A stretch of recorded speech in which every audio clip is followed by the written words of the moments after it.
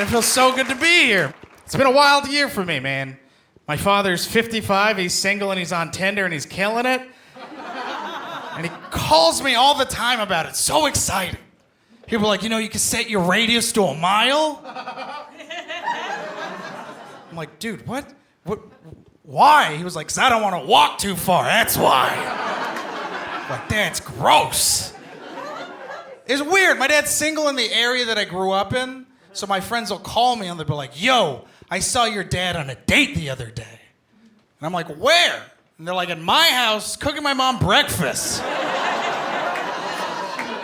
Damn, bro, this sounds like a good-ass date, dog. See you at Christmas. I feel like I should tell everybody now, I don't speak Spanish and I'm Mexican, and I apologize. All right, not a lot of Mexicans in the crowd. Whenever I tell Mexicans that, they're always bummed out. Whenever I tell Americans that, they're like, dope, the plan worked. My mom would make fun of me all the time growing up and call me a bad Mexican because I didn't speak Spanish, so she'd call me white kids' names growing up. She'd be like, you're being a real Chad right now. She's like, I remember one time I was at a grocery store. I was just being a not good kid, and my mom just screams at me. She's like, Kevin, get over here. And I ran up, but also two adorable white kids also ran up next to me. Just terrified. I was like, no, man, she's talking about me. He was like, thank God. My mom makes fun of me a lot. I told her I started going to see a therapist, and I was going to go see psychology stuff. And I don't know if you guys know this, but most Mexican Americans do not believe in mental health and or psychology. I know this because I told my mom I was going to see a therapist, and she was like, that shit's evil. It's like, okay. But she was kind of right, because I went to a white psychologist and I started telling her all my Mexican problems. And I told her how I was raised. My mom was a single mom growing up. She worked 2 jobs and she went to college all while raising me.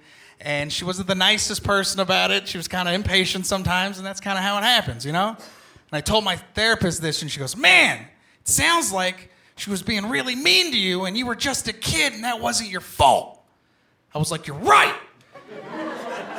She was like, you ever think about asking your mom for an apology?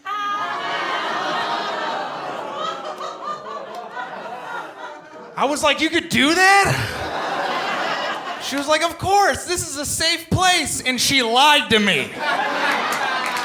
I went up to my mom, I was like, hey, Mom, you should apologize for all that mean stuff you said to me when I was a kid that made me feel inadequate as an adult. She was like, you know what? You're right.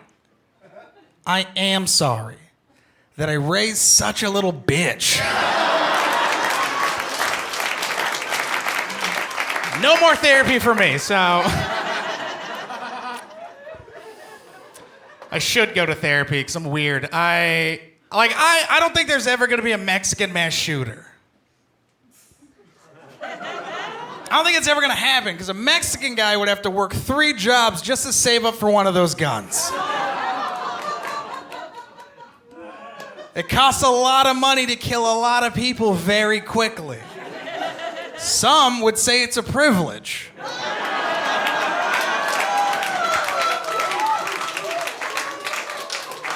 Even if there was a Mexican mass shooter, no one would get hit because Mexicans shoot like this.